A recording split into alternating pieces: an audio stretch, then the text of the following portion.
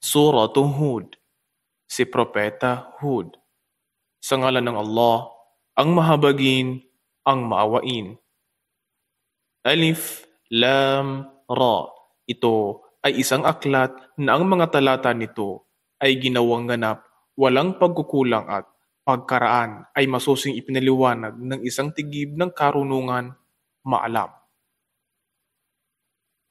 Upang sa pamamagitan nito ay aking maipahayag na wala kayong dapat sambahin maliban sa Allah. Katotohanan, ako si Muhammad ay isang tagapagbabala para sa inyo na nagmula sa Kanya at isang tagapaghatid ng magagandang balita. At nagsasabing, inyong hingin ang kapatawaran ng inyong Panginoon at pagkaraan ay magsisi sa Kanya at kayo ay Kanyang hahayaang magtamasa ng mabuting kasiyahan hanggang sa pagsapit ng takdang panahon at Kanyang ipagkakaloob sa bawat nagmamay-ari ng biyaya ang Kanyang biyaya. At kung kayo ay magsisitalikod, katotohanan, aking pangangambahan para sa inyo ang parusa ng isang mahalagang araw. Sa Allah ang inyong pagbabalik na lahat at Siya ang may ganap na kakayahan sa lahat ng bagay. Walang alinlangan, kanilang tinatakpan ang kanilang mga dibdib sa pag-aakalang kanilang maitatago ang kanilang mga sarili mula sa Kanya. Walang alinlangan kahit kanilang balutin pa ang kanilang mga sarili ng kanilang mga damit. Kanyang lubos na nababatid ang anumang kanilang itinatago at ang anumang kanilang inilalantad. Katotohanan, Siya ay maalam sa anumang nasa mga dibdib ng tao. At walang nilikhang gumagala sa kalupaan maliban na nasa Allah ang panustos nito at Kanyang nababatid ang pinamamahaya ng puok nito at maging ang pinagtataguan nito. Ang lahat ay nasa malinaw na talaan. At Siya ang lumikha ng mga kalangitan at ng kalupaan sa loob ng 6 na araw at ang Kanyang arsh, trono, ay nasa ibabaw ng tubig upang kayo ay Kanyang subukan kung alin sa inyo ang pinakamabuti sa gawa. Ngunit kung ito ay iyong sabihin, tunay na kayo ay bubuhayin muli pagkaraan ng kamatayan, yaong mga di naniniwala sa kanila ay tiyak na magsasabi, ito ay walang anupaman maliban sa isang malinaw na salamangka. At kung aming ipagpaliban ang parusa para sa kanila sa isang takdang panahon, sila ay tiyak na magsasabi, anong dahilan ng pagpigil? Walang alinlangan sa araw ng pagdating nito sa kanila. Ito ay hindi nila magagawang ilayo mula sa kanila at sila ay palilibutan ng anumang lagi nilang kinukutya. At kung aming ipalasap sa tao ang habag mula sa amin, pagkaraan ay muling bawiin ito sa Kanya. Katotohanan, Siya ay naghihinagpis at walang pasasalamat. At kung aming pinalasap sa Kanya ang pagpapala, pagkaraang dumating sa Kanya ang hirap, katiyakang Siya ay magsasabing, ang kasamaan ay lumisan sa akin. Katotohanan, Siya ay labis nagsasaya at nagyayabang.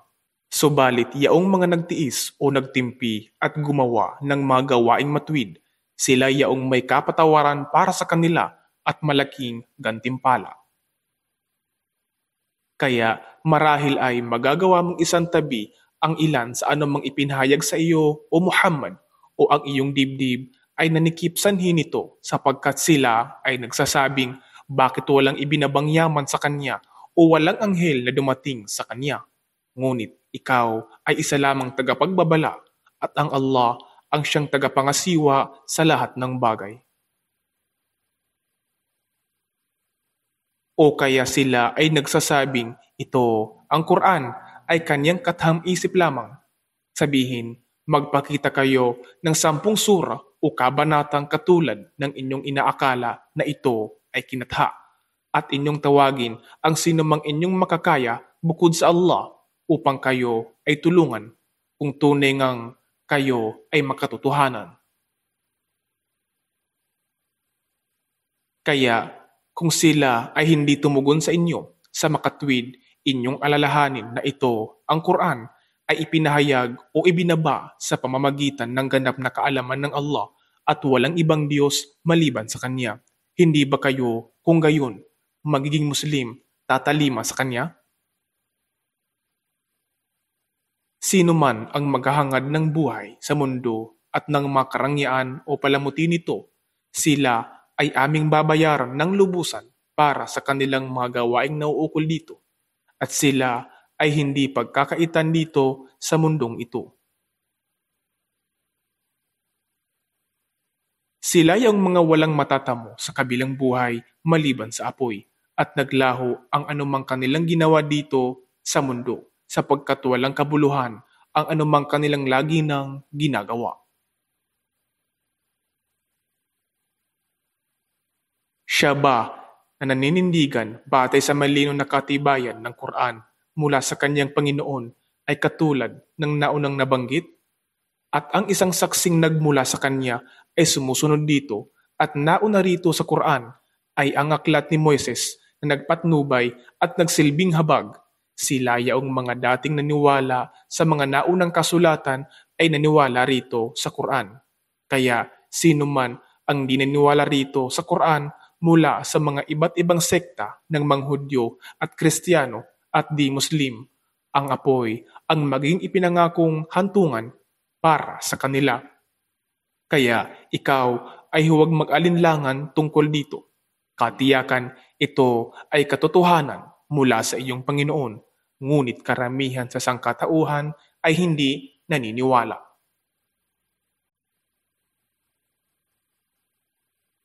At sino ba ang gumagawa ng kamaliang nakahigit kaysa sa naglulubid ng kasinungalingan laban sa Allah? Sila yaong mga ihaharap sa kanilang Panginoon, at ang mga saksi ay magsasabing sila ang mga nagsinungaling laban sa kanilang Panginoon. Walang alinlangan, ang sumpa ng Allah ay nasa mga mapaggawa ng kamalian. Yaong mga humahadlang sa tao mula sa landas ng Allah at naghahangad upang ito ang mensahe ay gawing tila lihis o baluktot, samantalang sila ay mga walang paniniwala hinggil sa kabilang buhay. Sila yung mga walang maidudulot na kabiguan sa Allah sa mundo, at sila ay walang awliya, tagapangalaga, kaibigan o kapanalig bukod sa Allah. Para sa kanila, ang parusa ay mararagdagan sapagkat hindi nila nagawang marinig ang mensahe at hindi nila nakita ang katotohanan. Sila yung mga nawalan sa kanilang mga sarili at naglaho sa kanila ang anumang kanilang lagi ng nilulubid na kasinungalingan. Walang alinlangan, katiyakan nga na sila ang higit na nawalan sa kabilang buhay. Katunayan, iyaong mga naniwala at gumawa ng mga gawaing matwid at nagpakumbaba ng kanilang mga sarili sa kanilang Panginoon. Sila yaong mga maninirahan sa paraiso upang mamalagi roon ng walang hanggan. Ang kahalintulad ng dalawang pangkat ay tulad ng isang bulag at pipi at ng isang nakakikita at nakaririnig. Sila bang dalawa ay magkatulad sa pagkahambing? Hindi ba kayo, kung gayon, makaalaala? At katiyakan, aming ipinadala si Noah sa kanyang mga mamamayan na nagsasabing, tunay na ako ay naparito sa inyo bilang malinaw na tagapagbabala. Na wala kayong dapat sambahin maliban sa Allah. Katotohanan, ako ay nangangamba para sa inyo ng parusa ng isang mahapding araw. Kaya ang bantog na pinuno niyang mga hindi naniniwala mula sa kanyang mga mamamayan ay nagsabi, wala kaming nakikita sa iyo maliban bilang karaniwang tao na tulad ng aming mga sarili, at wala kaming nakikitang sinumang sumunod sa iyo maliban niyang mga hamak o kapuspalad na kabilang sa amin, at sila ay sumunod sa iyo nang di nag-iisip, at wala kaming nakikitang anumang pagpapala sa inyo na nakahigit sa amin, bagkus kami ay nagtuturing sa inyo bilang mga sinungaling. Siya, si Noah, ay nagsabi, "O aking mga mamamayan, isinaalang-alang ba ninyo ito? Kung ako ba ay nasa malino na katibayan mula sa aking Panginoon at ang isang habag, ang pagiging propeta, ay dumating sa akin mula sa Kanya. Ngunit ito, ang habag ay hindi naging malinaw sa inyo o hindi ninyo naunawaan. Maaari bang ito ay aming ipilit sa inyo samantalang ito ay inyong tinututulan? At o aking mga mamamayan, ako ay hindi humihingi sa inyo ng anumang yaman para rito. Ang aking gantimpala ay hindi nagmula sa iba kundi sa Allah. At ako ay hindi isang taong magtataboy sa mga naniwala. Katotohanan, kanilang makaharap ang kanilang Panginoon, ngunit aking nakikita na kayo ay mga taong umaasal bilang mangmang. At o aking mga mamamayan, sino ang makatutulong magkapangangalaga sa akin mula sa Allah kung sila ay aking itinaboy na papalayo? Hindi ba kayo kung gayon paaalalahanan? At ako ay hindi nagsasabi sa inyo na ang kaban ng yaman ng Allah ay nasa akin o at hindi rin nagsasabi na aking nababatid ang ghaib, mga di nakikita o nakatagong bagay, o kaya ako ay nagsasabi na ako ay isang anghel at ako ay hindi nagsasabi na yaong inyong mga minamaliit, hinahamak ay hindi kailanman pagkakalooban ng Allah ng anumang kabutihan. Nababatid ng Allah ang anumang nasa kanilang mga sarili. Kung sakali mang sabihin ko ito, marahil ako ay mapabibilang sa mga paggawa ng kamalian. Sila ay nagsabi, "O Noah, ikaw ay nakipagtalo sa amin at madalas ang iyong pakikipagtalo sa amin. Kaya ngayon, ipakita o dalhin mo sa amin ang anumang ibinabanta mo sa amin kung ikaw nga ay isang makatotohanan." Siya, si Noah, ay nagsabi, "Ang Allah lamang ang makapagbibigay nito ng nagbabadyang parusa kung kanyang pahintulutan at siya ay hindi ninyo magagawang biguin. At ang aking payo ay hindi makapagdudulot ng kabutihan sa inyo, bagaman hinangad kong magbigay ng mabuting payo para sa inyo kung hangad ng Allah na kayo ay masadlak sa pagkaligaw. Siya ang inyong Panginoon at sa Kanya kayo ay ibabalik." O di kaya sila ay magsasabi, "Ito, ang Quran, ay kanyang katang-isip." Sabihin mo sa kanila, "O Muhammad, kung ito ay katang-isip ko lamang, ang bunga ng kasalanan ay nakaatang sa akin. Ngunit ako ay walang kamalayan mula sa anumang inyong kabuktutang ginawa."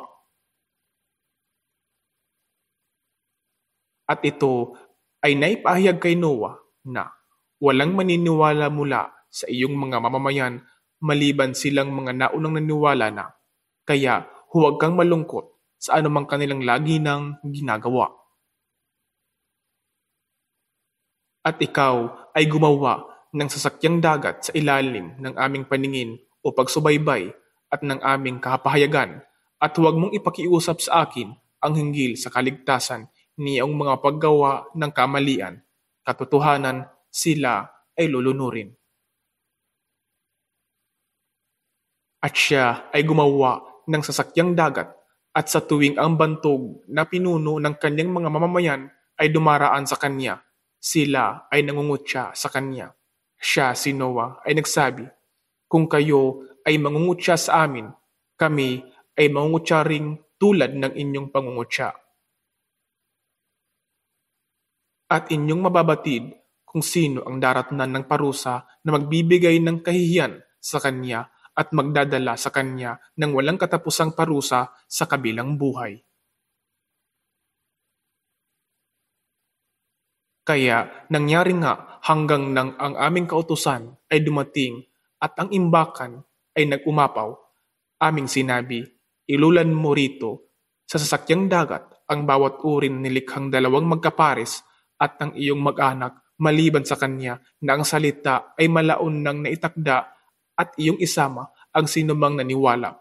subalit walang naniniwala sa kanya maliban sa mangilan-ngilan lamang. At siya, si Noah, ay nagsabi, "Magsisakay kayo rito. Sa ngalan ng Allah, ito ay maglalayag at magdadaong.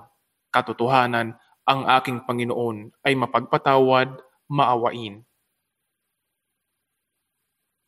At ang sasakyang dagat ay naglayag sa gitna ng naglalakihang mga alon tulad ng mga bundok, at si Noah ay nanawagan sa kanyang humiwalay na anak na lalaki, "O aking anak, sumakay kang kasama namin at huwag kang makibilang sa mga di naniniwala." Siya, ang anak, ay sumagot, "Ako ay magtutungo sa bundok upang ako ay makaligtas mula sa tubig ng malaking baha." Si Noah ay nagsabi, "Sa araw na ito, walang tagapagligtas o makapipigil mula sa kautusan ng Allah maliban sa kanya na pinagkalooban niya ng habag, at dumating sa kanilang pagitan ang mga alon, kaya siya, ang anak, ay napabilang sa mga nangalunod." At ito ay sinabi, "O kalupaan, higupin mo ang iyong tubig, at o kalangitan, pigilin mo ang iyong ulan." At ang tubig ay humupa, at ang takda, babala ng Allah, ay naganap ang pagkawasak ng mga mamamayan ni Noah. At ito, ang sasakyang dagat, ay dumaong sa bundok ng Judi. At ito ay sinabi, "Malayo sa habag ng Allah ang mga taong mapaggawa ng kamalian." At si Noah ay nanawagan o nagsumamo sa kanyang Panginoon at nagsabing, "O aking Panginoon, katotohanan, ang aking anak ay kabilang sa aking mag-anak, at katotohanan, ang iyong pangako ay totoo, at ikaw ang pinakakatarungan sa mga tagapaghatol." Siya, ang Allah, ay nagsabi, "O Noah, katotohanan, siya, ang iyong anak, ay hindi kabilang sa iyong mag-anak. Katotohanan, siya ay isa na ang kanyang gawa ay hindi matuwid, kaya huwag mo akong pakiusapan sa anumang wala kang kaalaman. Ikaw ay aking pinagpapayuhan upang ikaw ay huwag na di mapabilang sa mga mangmang." Si Noah ay nagsabi, "O aking Panginoon, ako po ay humihingi sa iyo ng paglingap laban sa anumang wala akong kaalaman, at kung ako po ay hindi mo patatawarin at kahahabagan, katiyakan na ako ay mapabibilang sa mga nawalan o naging mga talunan." Sinabi ng Allah, "O Noah, ikaw ay bumaba sa sasakyang dagat ng mapayapa mula sa amin, at ang pagpapala ay sumaiyo at sa mga mamamayang kasama mo. Ngunit may ibang mamamayang kasama mo na aming gagawaran ng pansamantalang kasiyahan. Ngunit sa huli, isang mahapding parusa ang narating sa kanila mula sa amin." Ito ay nagmula sa balita ng ghaib, di nakikitang pangyayari na aming ipinahayag sa iyo, O Muhammad. Ito ay hindi mo batid, maging ikaw man o ang iyong mamamayan, bago pa man dumating sa iyo ang kapahayagang ito. Kaya maging matiisin, katotohanan, ang pinakamabuting kahihinatnan ay nakalaan sa mga natatakot sa Allah. At sa mga mamamayan ng Ad, aming ipinadala ang kanilang kapatid na si Hud. Siya ay nagsabi, "O aking mga mamamayan, sambahin ninyo ang Allah. Wala kayong ibang Diyos na dapat sambahin maliban sa Kanya. Kayo ay walang ano paman maliban sa mga taong mapaglubid ng kasinungalingan. O aking mga mamamayan, wala akong kahilingan sa inyo para rito sa mensahe ng anumang kabayaran. Ang aking kabayaran ay magmumula sa Kanya na siyang lumikha sa akin. Hindi ba kayo, kung gayon, makauunawa? At o aking mga mamamayan, humingi kayo ng kapatawaran sa inyong Panginoon. Magbalik loob kayo sa Kanya. Siya ay magpapadala sa inyo ng pag-ambon ng ulan mula sa langit, at Kanyang daragdagan ang inyong dating lakas ng iba yung lakas. Kaya huwag kayong magsatalikod bilang mga paggawa ng kabuktutan." Sila, ang mga di naniniwala, ay nagsabi, "O Hud, Ikaw ay walang dinalang katibayan sa amin at hindi namin tatalikdan o iiwan ang aming mga sinasambang Diyos para lamang sa iyong sinasabi at kami ay hindi naniniwala sa iyo. Kami ay nagsasabi lamang na ang ibang mga Diyos namin ay nagdulot sa iyo ng kasamaan o kabaliwan. Siya ay nagsabi, katotohanan, ako ay nanawagan sa Allah upang sumaksi at kayo ay sumaksi na ako ay malaya mula sa anumang inyong itinatambal. Bukod sa kanya, kaya gumawa kayo ng balakin ng magkakasama laban sa akin. Pagkaraan ay huwag ninyo akong bigyan ng palugit. Katotohanan, ako ay nagtitiwala sa Allah na siyang aking Panginoon at inyong Panginoon at walang isang nilikha maliban na siya ang may kapangyarihang pumigil o tumangan sa noo nito. Katotohanan, ang aking Panginoon ay nasa matuwid na landas. Kaya kung kayo man ay magsatalikod, katiyakan, aking naihatid na ang anumang mensaheng ipinadala sa akin para sa inyo. Ang aking Panginoon ay magpapalit ng ibang mga mamamayan o salinlahi bukod sa inyo, at siya ay hindi ninyo mapipinsala kahit ano paman. Katotohanan, ang aking Panginoon ay tagapagbantay sa lahat ng bagay.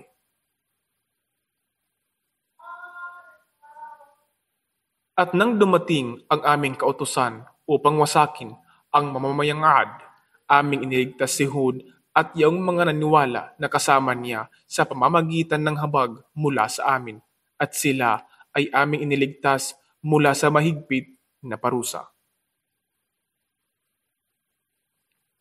At ito ang mamamayan ng Ad, kanilang tinanggihan ang ayat, kapahayagan o babala ng kanilang Panginoon at kanilang sinuway ang kanyang sugo at kanilang sinunod ang kautusan ng bawat malupit at mapaniil. At sanhi nito sila ay sinundan ng sumpa sa mundong ito at maging sa araw ng pagkabuhay na muli. Walang alinlangan, katotohanan, ang mga mamamayang Ad ay hindi naniwala sa kanilang Panginoon. Kaya malayo sa habag ng Allah ang Ad, ang mga mamamayan ni Hud. At ang tribo ng Thamud, aming ipinadala ang kanilang kapatid na si Saleh. Siya ay nagsabi, O aking mga mamamayan, inyong sambahin ang Allah. Wala kayong ibang Diyos na dapat sambahin maliban sa Kanya. Kayo ay Kanyang pinalitaw o nilikha mula sa lupa at kayo ay Kanyang ginawang manirahan mamuhay dito. Kaya humingi kayo ng kapatawaran sa Kanya at magbalik loob kayo sa Kanya sa pagsisisi. Katotohanan, ang aking Panginoon ay malapit sa pamamagitan ng Kanyang kaalaman, siya ay mapagtugon ng dalangin.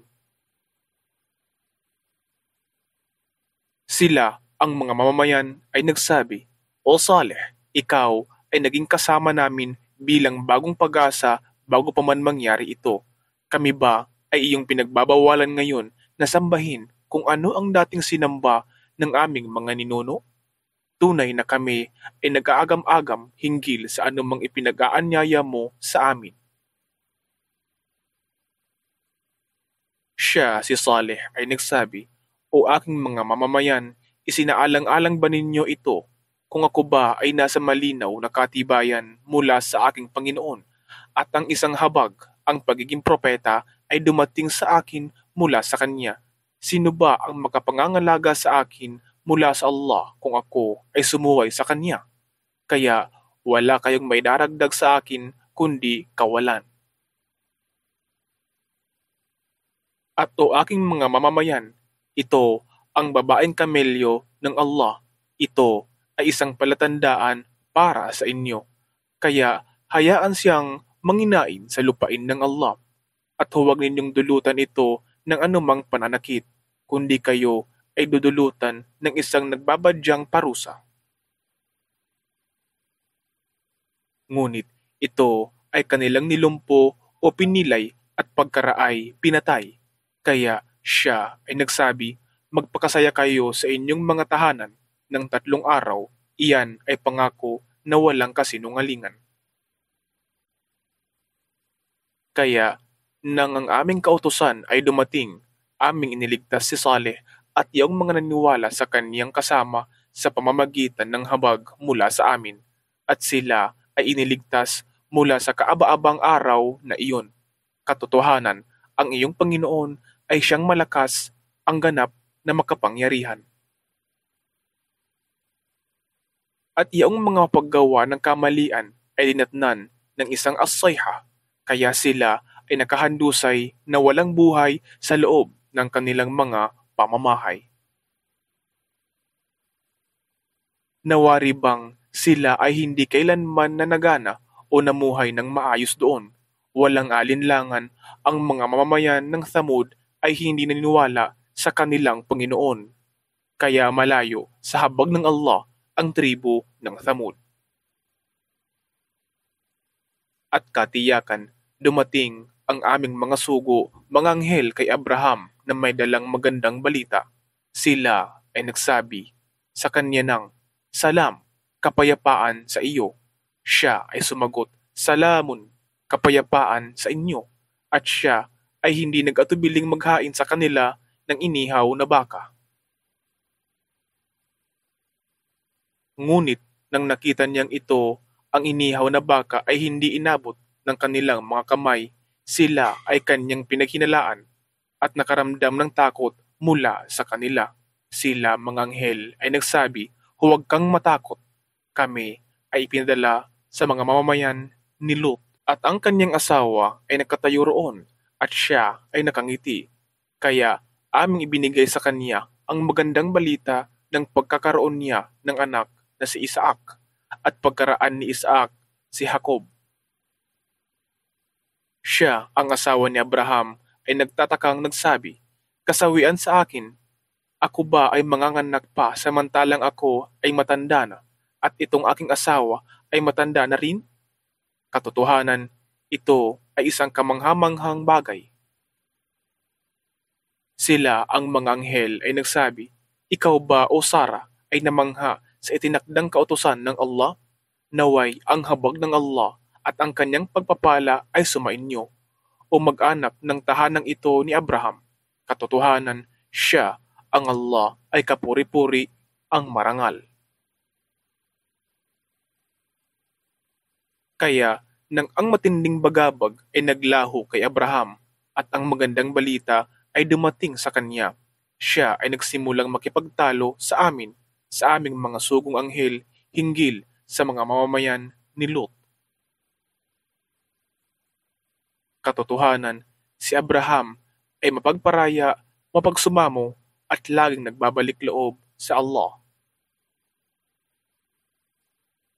Ang mga anghel ay nagsabi, "O Abraham, iyong layuan ito ang pagsusumamo para sa kanila. Katotohanan, ang kautusan ng iyong Panginoon ay sumapit na, at katotohanan, sila ay aabutan ng isang parusang hindi maaaring pigilin o iwasan." At nang ang aming mga sugo, mga anghel, ay dumating kay Lut, siya ay nalungkot para sa kanila sa mga anghel at nakaramdam para sa kanila ng kahihiyan. Siya ay nagsabi, "Ito ay isang nakapanlulumong araw." At ang kanyang mga mamamayan ay humahangos na dumating sa kanya, at bago pa man maganap ang pangyayaring ito, sila ay gumagawa na ng mga kasamaan ng sodomiya. Siya ay nagsabi sa kanila, "O aking mga mamamayan, naririto ang aking mga anak na babae. Sila ay higit na dalisay para sa inyo. Kaya matakot kayo sa Allah at huwag ninyo akong hiyain sa aking mga panauhin. Wala bang kahit isang lalaki sa inyo na may matuwid na pag-iisip?" Sila ay nagsabi kay Lot, "Katiyakan, iyong nababatid na kami ay walang pagnanasa sa iyong mga anak na babae, at tunay nga na iyong nababatid kung ano ang aming pinagnanasaan." Siya, si Lot, ay nagsabi, "Kung ako lamang ay may taglay na lakas laban sa inyo, o kaya ako ay makakuha ng mahigpit mahigpit na tangkilik upang kayo ay pigilin. Sila ang mga anghel ay nagsabi, O Lut, katotohanan, kami ay mga sugong mula sa iyong Panginoon. Ikaw ay hindi nila maaabutan. Kaya ikaw ay maglakbay kasama ng iyong mag-anak sa isang bahagi ng gabi at huwag mong hayaang ang sino man sa inyo na lumingon sa likuran, maliban sa iyong asawa. Katotohanan, siya ay tatamaan ng anumang parusang ibabato sa kanila. Katotohanan, ang umaga ang itinakdang oras para sa kanila.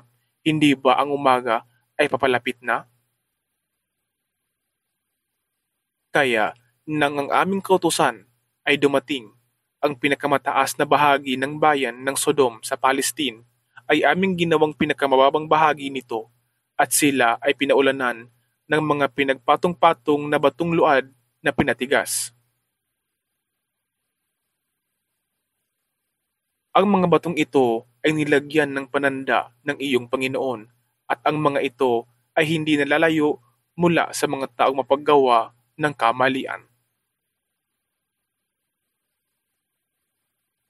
At sa mga mamamayan ng Madian, aming isinugo ang kanilang kapatid na si Shuaib. Siya ay nagsabi, O aking mga mamamayan, inyong sambahin ang Allah. Wala kayong ibang Diyos na dapat sambahin maliban sa Kanya. At huwag kayong magbigay ng kakulangan sa panukat at pagtimbang. Nakikita ko ang inyong kaunlaran, ngunit katotohanan, aking pinangangambahan para sa inyo ang isang parusa ng araw na pumapalibot.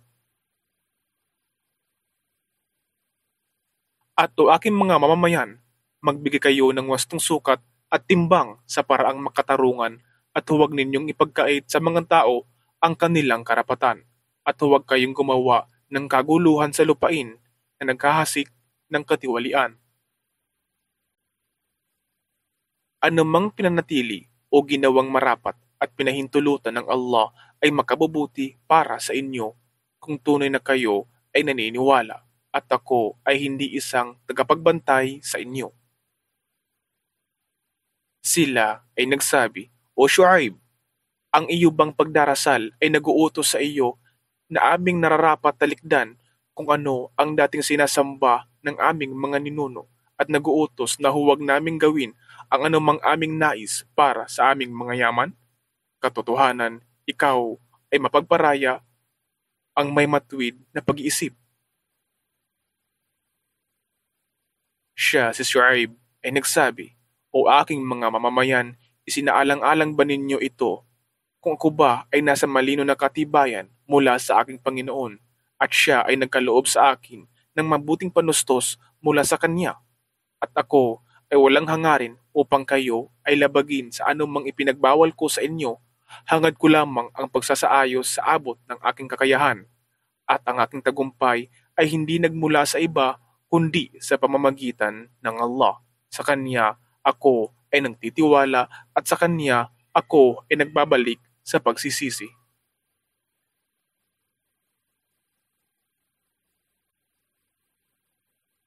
O aking mga mamamayan, huwag ninyong hayaang ang inyong pagsalang-salang sa akin ay maging sanhi upang kayo ay dumanas ng malagim na sakunang katulad ng dinanas ng mga mamamayan ni Noah, Hud at Saleh, at ang mga mamamayan ni Lut ay hindi nalalayo sa inyo. At humingi kayo ng kapatawaran sa inyong Panginoon at magbalik loob kayo sa Kanya sa pagsisisi. Katotohanan, ang aking Panginoon ay maawain, mapagmahal. Sila ay nagsabi, O Shuaib, hindi namin gaanong naunawaan ang karamihan sa iyong mga sinasabi at tunay na aming nakikita na ikaw ay kabilang sa mga mahihina mula sa amin. Kung hindi lamang sa iyong mag-anak, katiyakan, ikaw ay aming binato hanggang ikaw ay mamatay at para sa amin, ikaw ay walang kapangyarihan laban sa amin. Siya ay nagsabi, O aking mga mamamayan, ang aking mag-anak ba ay higit na matimbang sa inyo sa kapangyarihan kaysa sa Allah? At siya, ang Allah, ay inyong pinagwalang halaga.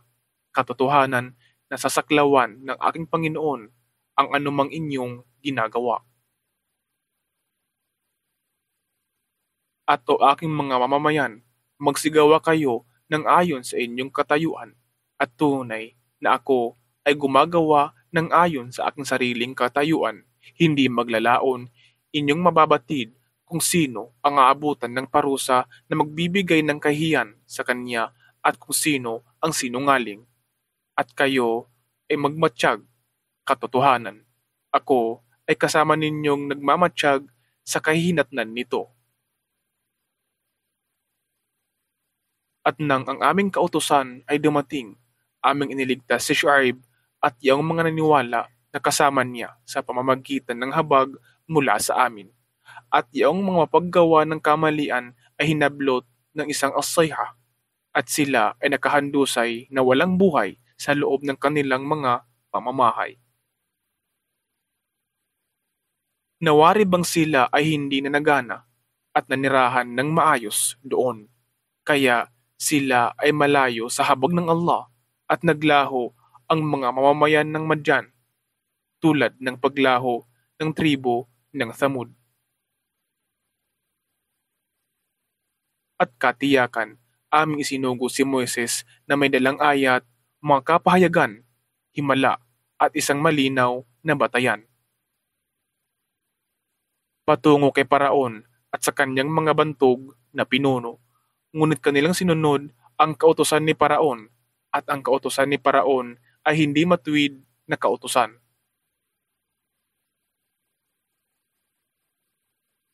Siya ang mangunguna sa kanyang mga mamamayan sa araw ng pagkabuhay na muli, at siya ang magdadala sa kanila patungong apoy, sadyang napakasamang puok na pagdadalhan sa kanila. At sila ay sinundan dito sa mundong ito ng sumpa at maging sa araw ng pagkabuhay na muli, at sadyang napakasama ng handog na ipinagkaloob. Iyan ay mula sa mga balita o pangyayari ng mga bayan na aming isnalaysay sa iyo, O Muhammad. Ang ilan sa mga ito ay nagkatayo ba, may bakas pang nalalabi, at ang ilan naman ay naglaho o gumuho na. At sila ay hindi namin ginawan ng kamalian, bagkus kanilang ginawan ng kamalian ang kanilang mga sarili. At sila ay hindi natulungan ng kanilang itinuturing na mga Diyos na kanilang dinadalanginan bukod sa Allah nang dumating ang kautusan ng iyong Panginoon, at walang nakaragdag sa kanila maliban sa kapariwaraan. At ganyan ang pananalanta ng iyong Panginoon ng kanyang salantain o patawan ng parusa ang mamamayan ng mga bayan habang sila ay gumagawa ng kamalian. Katotohanan, ang kanyang pananalanta ay mahapdi at matindi. Katotohanan, naririto ang isang aral para sa mga natatakot sa parusa ng kabilang buhay. Iyan ang araw na kung saan ang sangkatauhan ay titipuning magkakasama, at iyan ang araw na sasaksihan ng lahat. At hindi namin ipinagpapaliban ito maliban para sa isang takdang panahon. Sa araw na ito ay dumating, walang kaluluwa ang maaring mangusap maliban sa kanyang kapahintulutan, kaya kabilang sa kanila ay yung mga sawimpalad at mga mapapalad. At para sa kanila na naitakdang maging sawimpalad, sila ay maninirahan sa apoy, at doon sila ay may marahas na buntong hininga. Sila ay mamalagi roon ng walang hanggan habang nananatili ang mga kalangitan at kalupaan maliban kung ano ang pahintulutan ng iyong Panginoon.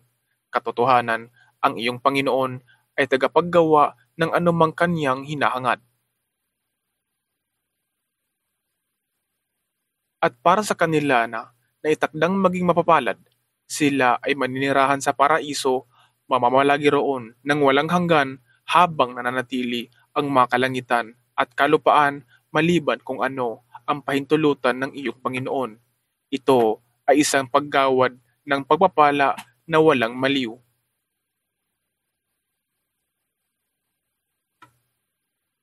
Kaya huwag kang mag-alinlangan, O Muhammad, sa anumang sinasamba ng mga nagtatambal na ito, Sila ay walang sinasamba kundi katulad ng mga dating sinasamba ng kanilang mga ninuno noon. At katotohanan, aming ipagkakaloob sa kanila ang kanilang kaukulang bahagi ng kasalanan ng walang kakulangan.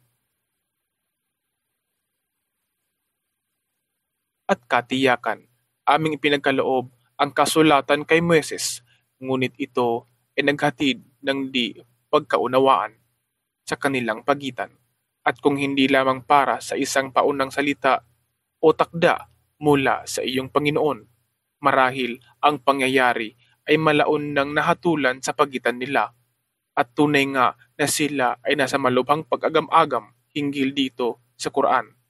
At katotohanan, bawat isa sa kanila, naniniwala o di naniniwala, ay babayaran ng lubusan ng iyong Panginoon para sa kanilang mga gawa.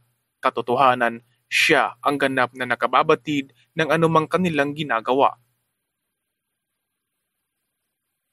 Kaya manindigan o tumahak sa tamang landas tulad ng ipinag-utos sa iyo at sa mga kasamahan mong nagbalik loob sa Allah, at huwag kayong sumuway sa Kanya. Katotohanan, siya ang ganap na nakakikita sa anumang inyong ginagawa. At huwag ninyong kampihan o panigan iyong mga paggawa ng kamalian, sapagkat baka mangyaring ang apoy ay sumaling sa inyo at kayo ay walang ibang tagapangalaga bukod sa Allah. Sa gayon, kayo ay hindi matutulungan. At magsagawa ng pagdarasal sa dalawang dulo ng maghapon at sa ibang bahagi ng gabi. Katotohanan, ang mga mabubuting gawa ay nakapapawi ng mga masamang gawa. Iyan ang paalala o payo para sa mga nakaalala. At ikaw, o Muhammad, ay magtiis, sapagkat katotohanan, hindi hinahayaan ng Allah na mawala ang gantimpala ng mga paggawa ng kabutihan. Kaya, kung nagkaroon lamang ng mga salinlahi o henerasyon na nauna sa inyo na may taglay na kabutihang nagbabawal sa katiwalian sa kalupaan, subalit wala, maliban sa mangilan-ngilan lamang na aming iniligtas mula sa kanila. Ngunit iyong mga gumawa ng mga kamalian ay nagnasa sa anumang karangiang ipinagkaloob dito, at sila ay mga taong mapaggawa ng kabuktutan. At hindi wawasakin ng iyong Panginoon ang mga pamayanan o mga bayan ng di makatarungan kung ang mga mamamayan nito ay mapaggawa ng matuwid. At kung ninais lamang ng iyong Panginoon, kanyang magagawang pabuklurin ang sangkatauhan bilang isang umma, isang pamayanan at relihiyon, ngunit sila ay hindi magsisipagtigil sa pagkakaiba. Maliban sa kanila na ginawaran ng habag ng iyong Panginoon, at iyan ang dahilan kung bakit sila ay kanyang nilikha, at sa pamamagitan nito ang salita o takda ng iyong Panginoon ay naipatutupad. Katiyakan, aking pupunuin ang impyerno ng mga jin at mga tao na magkakasama. At bawat kasaysayan ay aming isasalaysay sa iyo, o Muhammad, mula sa balita ng mga sugo upang aming patatagin ang iyong kalooban. At dito sa surang ito ay dumating sa iyo ang katotohanan, at ito ay nagsilbing alituntunin at isang paalaala para sa mga naniniwala.